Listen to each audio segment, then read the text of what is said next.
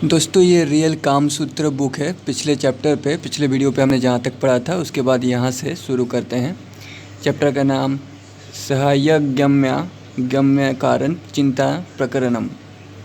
तो पिछला वीडियो या फिर रामायण महाभारत वेद पुराण ये सब आप शुरुआत से पढ़ना चाहते हो हर बुक, तो इस वीडियो के नीचे चैनल के नेम या पिक्चर पे क्लिक कीजिए या फिर चैनल का नाम यूट्यूब पर सर्च करके फिर उस पर क्लिक करके प्लेलिस्ट में जाके देख सकते हैं। तो पिछले प्रकरणों में भार्या, परस्त्री और पुनर्भू इन तीन प्रकार की नायिकाओं के साथ समागम करने के उपाय बताए जा चुके हैं। अब षष्ठ अधिकरण में वैश्याओं के साथ समागम करने के उपाय बताए जाएंगे। उसमें प्रथम अध्याय में वैश्याओं के सहायक और गम्यागम्य के कारणों पर विचार किया गया है। पुरुष और वैश्याओं के संभोग का फल समान होने पर भी वैश्याओं का ही उसमें अधिकार है, पुरुष का नहीं, क्योंकि वैश्याओं की जीविका उससे संबंध है। इसी बात को कहते हैं वैश्याओं की पुरुषों के साथ समागम में स्वाभाविक प्रवृत्ति है, यानी नेचुरल प्रवृत्ति है। वे आजीविका के लिए पुरुषों के साथ संसर्ग करती है। रति सुख के लिए उनका यानी वैश्याओं का पुरुषों से संसर्ग करना स्वाभाविक है, नेचुरल है। और अर्थ प्राप्ति के लिए यानी धन के लिए, पैसों के लिए, अर्थ प्राप्ति के उद्देश्य से उनका यानी वैश्याओं का पुरुषों से प्रवृत्त होना कृत्रिम यानी बनावटी प्रेम है। मतलब संभोग के लिए, शारीरिक सुख के लिए उनका पुरुषों से संभोग करना नेचुरल है, लेकिन पैसों के लिए बनावटी है। अर्थागम के लिए बनावटी प्रेम करने वाली वैश्याओं को भी स्वाभाविक की ही तरह प्रेम प्रदर्शित करना चाहिए, क्योंकि पुरुष प्रेम को प्रमुख समझने वाली स्त्रियों पर ही विश्वास और आसक्ति होती है। अब कामपरता को प्रकट करती वैश्या अर्थपरता को प्रदर्शित ना करे, इस बात को कहते हैं।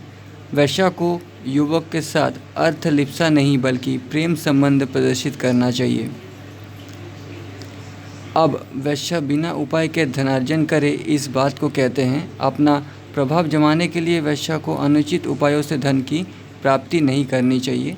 वो प्रतिदिन वस्त्र अलंकारों से सज धज कर छज्जे पर बैठकर सड़क पर आने जाने वाले को देखती रहे और आने जाने वाले लोग केवल उसके ऊपरी भाग को देख सके, क्योंकि वैश्याएं बाजार में बिकने वाली वस्तु के समान हैं। अब सहायकों की नियुक्ति के संबंध में चर्चा करते हैं।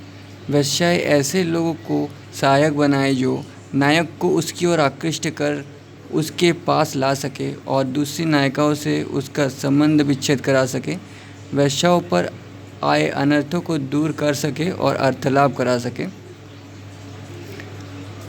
तो दोस्तों पांडु कुंती से कहते हैं महाभारत में, आप मेरे महाभारत के वीडियोस भी देख सकते हैं, कि प्राचीन समय में यानी महाभारत से पहले औरतें पुरुष दोनों स्वाधीन हुआ करते थे। लेकिन जबकि ये कामसूत्र द्वापर युग के बाद लिखा गया तो उसमें लोगों की मेंटेलिटी, मतलब जो ऋषियाँ थे वो वैश्याओं को वस्तु समझते थे, वही लिखा गया है। लेकिन पांडु जो कुंती को कह रही है वो त्रेता युगी थी। त्रेता युग की मेंटेलिटी बहुत अलग हुआ करती थी। उस समय महिलाएं धर्म का पालन नहीं करती थी, पुरुष धर्म का पालन करते थे, इसलिए वो युग में सतयुग कहलाया गया है। देखिए आप अगर नोटिस करेंगे तो स्त्रियां अभी भी वही है, लेकिन पुरुष बदल गए हैं, इसलिए अखबार में इतने समस्याएं हो रहे हैं, इतना हर जगह इतना मारपीट और इतने सारे ये हो रहे हैं, क्योंकि पुरुष बदल गए हैं। पुरुषों को धर्म का पालन करना ही चाहिए, इससे यही सीख मिलता है। उनमें नगर रक्षक, धर्माधिकारी, जज, ज्योतिषी, साहसिक, शूरवीर, वैश्या के समान कला मर्मज्ञ, कलाग्राही, पीठ मर्द, विदूषक, बीट मालाकार, गंधी कलाकार, धोबी, नाई और भिखारी तथा और भी ऐसे लोगों को वैश्याओं से संपर्क स्थापित करना चाहिए। अब गम्य पुरुष के संबंध में चर्चा करते हैं। केवल अर्थ प्राप्ति के लिए गम्य पुरुष ये है: सर्वथा स्वतंत्र, धनवान युवक, अपरोक्ष वृत्ति अर्थात परोक्ष सर्वविदित आमदनी वाले। दोस्तों, जब अर्जुन स्वर्गलोक गया था तो उर्वशी अप्सरा भी अर्जुन से यही कह रही थी कि या सबका स्वतंत्र होकर रहना और संभोग करने के लिए ही स्वर्ग में आते हैं लोग, ऋषि मुनि सब। आप वो वीडियोस भी देख सकते हैं महाभारत का। स्वयं ना काम कर दूसरे की कमाई खर्च करने वाले, पूर्वजों की विपुल पैतृक संपत्ति प्राप्त करने वाले, निरंतर आय करने वाले, रूप यौवन संपत्ति पर अभिमान करने वाले, अपनी प्रशंसा करने वाले, अपने को तरुण समझने वाला, नपुंसक प्रतिद्वंदी को हराने की स्पर्धा रखने वाला, स्वभावतः त्यागी राजा और मंत्रियों पर स्वभाव रखने वाला, भाग्य पर विश्वास करने वाला, पैसों का अभिमानी, माता पिता की चिंता न करने वाला, धनवान बाप या पिता, बाप का एकलौता पुत्र, वैश्या से अपना संबंध छिपाने वाला सन्यासी, सूरवीर और वैद्य, इन व्यक्तियों से धन कमाने के लिए वैश्याएं संबंध जोड़ती हैं। प्रेम और यश के साथ अर्थ की आकांक्षा रखने वाली वैश्याओं को सर्वगुण संपन्न नायक से संबंध स्थापित करना चाहिए। अब नायक के गुणों का वर्णन करते हैं। महाकुलीन विद्वान, सर्वसमयज्ञ, कवि, आख्यान कुशल अर्थात गाथाकार, कुशल वक्ता, प्रतिभाशाली, विविध प्रकार के शिल्पों का ज्ञाता, वृद्धों का सम्मान करने वाला, विनम्र, उच्च लक्ष्य का, महान उत्साही, दृढ़ निष्ठा, किसी से ईर्ष्या न करने वाला, त्यागी, मित्रों के प्रति स्नेह रखने वाला, घटागोष्ठी, प्रेक्षणक, समाज, उत्सव, समस्या, क्रीड़ा आदि में रुचि रखने वाला, निरोग एवं स्वस्थ संगठित शरीर, शक्तिशाली, मद्यपान ना करने वाला, प्रचंड वेगवान, दयावान, स्त्रियों के सदाचार का समर्थक तथा पालक, स्त्रियों के वश में न रखने वाला, स्वतंत्र स्वभाव वाला, ईर्ष्यालु न होना और निशंक होना, ये नायक के गुण हैं। अब सर्वगुण संपन्न वैश्य नायिका के गुण बताते हैं।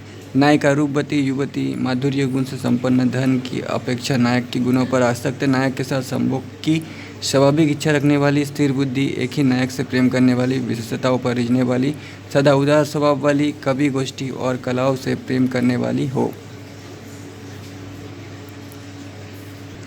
अब नायक नायिका यानी वैश्या दोनों के सामान्य गुणों का निरूपण करते हैं। ये साधारण गुण हैं: बुद्धिशील, अच्छा आचरण, सरलता, कृतज्ञता, दूरदर्शिता, वाद विवाद से दूर, देश काल की स्थितियों का ज्ञान, नागरिक गुणों से युक्त, दीनता, अधिक हंसना, चुगलखोरी, दूसरों की निंदा करना, क्रोध, लोभ, अभिमान और चपलता से रहित, बिना पूछे ना बोलना, कामसूत्र तथा तदंगभूत विद्याओं में कुशलता। उपयुक्त गुणों के विपरीत आचरण होने पर दोष हो जाते हैं। अब अगम्य नायक का वर्णन करते हैं। क्षय रोग से पीड़ित, कोड़ी कृमि रोगी, दुर्गंध युक्त मुख वाला, किसी भी स्त्री के साथ संसर्ग करने वाला, कटुभाषी, कृपण, निर्दयी, माता पिता द्वारा बहिष्कृत, चोर, दंभी, जादू टोना करने वाला, मानापमान की परवाह न करने वाला, लोभवश शत्रुओं से भी मिल जाने वाला, निर्लज्ज, ऐसे व्यक्ति वैश्या के लिए अगम्य हैं। अब अभिगमन के कारणों का उल्लेख करते हैं। राग, भय, अर्थलिप्सा, संसर्ग, बदला लेने की भावना, पक्षपात, खेद, धर्म तथा यश पाने की अभिलाषा, अनुकंपा, प्रिय वाक्य, लज्जा, प्रेमी के अनुरूप होना, धनी, विगत राग, सजातीयता, एक जगह सहवास, प्रभाव, ये सब समागम के कारण हैं। ये मत कामशास्त्र के आचार्य का है। आचार्य वात्स्यायन का मत है कि धन की कामना, अनर्थ की हानि एवं प्रेम के कारण वैश्याएं पुरुषों के साथ समागम की इच्छुक होती हैं। अर्थ और प्रीति में प्रीति को छोड़कर अर्थ, धन को महत्व देना चाहिए क्योंकि धन प्रधान है। भय आदि जो गमन के कारण पिछले सूत्र में बताए गए हैं, उनसे गुरुता और लघुता की परीक्षा कर लेनी चाहिए। इस प्रकार सहाय, गम्य और गमन के कारणों पर विचार समाप्त हुआ। इस प्रकार सहाय का निरूपण करके गम्य परावर्तन का निरूपण करते हैं। नायक के द्वारा आमंत्रित करने पर भी वैश्या को सहसा उसके साथ समागम नहीं करना चाहिए क्योंकि पुरुष लोग सहज ही मान जाने वाली वैश्याओं पर अधिक विश्वास नहीं करते। इसलिए वैश्या पहले नायक के भावों की परीक्षा के लिए पैर दबाने वाली परिचारिका, गायक, विदूषक आदि सेवकों को नियुक्त करें। उक्त सेवकों के अभाव में पीठ, मर्द, वीट आदि सहायकों को नियुक्त करें। उनके द्वारा नायक के शौच अशौच, राग विराग, शक्ति अनासक्ति, दान अदान आदि बातों का पता लगा ले। परीक्षा करने के बाद अपनी इच्छा पूर्ति की संभावना होने पर बीट की उपस्थिति में प्रेम व्यापार आरंभ करें। पीठमर्द के कर्तव्य। पीठमर्द को चाहिए कि वो तोतर बटेर, मुर्गा, भेड़ों के युद्ध दिखाने के बहाने तथा तोता मैना की बातें सुनाने के लिए अथवा नाटक, संगीत, नृत्य आदि कलाओं के बहाने नायक को वेश्या के घर ले जाए अथवा वेश्या को ही नायक के घर ले जाए।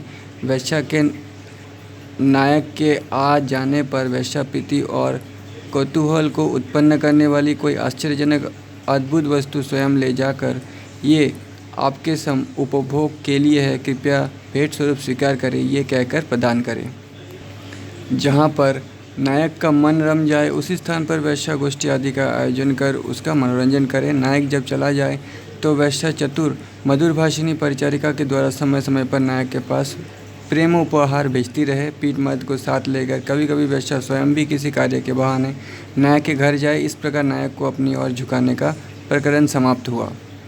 इस विषय में प्राचीन श्लोक प्राप्त है। अपने घर आए हुए नायक का तांबूल, सुगंधित माला, युवासित लेप, चंदन आदि वस्तुएं प्रेम पूर्वक भेंट करें और कला गोष्ठियों का आयोजन करें। वेश्या प्रणय में यानी संभोग में अंगूठी आदि वस्तुएं दे और इसी प्रकार उनसे भी प्राप्त करें। संभोग के गुप्त इशारों को वो स्वयं प्रकट करें। वेश्या नायक को प्रेमो उपहार देकर प्रेम सूचक आचरणों एवं भावों से चाहे हुए प्रेमी को अनुरंजित कर फिर सहवास करें। अब नेक्स्ट चैप्टर हम लोग अगले वीडियो पे पढ़ेंगे। इस वीडियो पे इतना ही, तब तक के लिए धन्यवाद।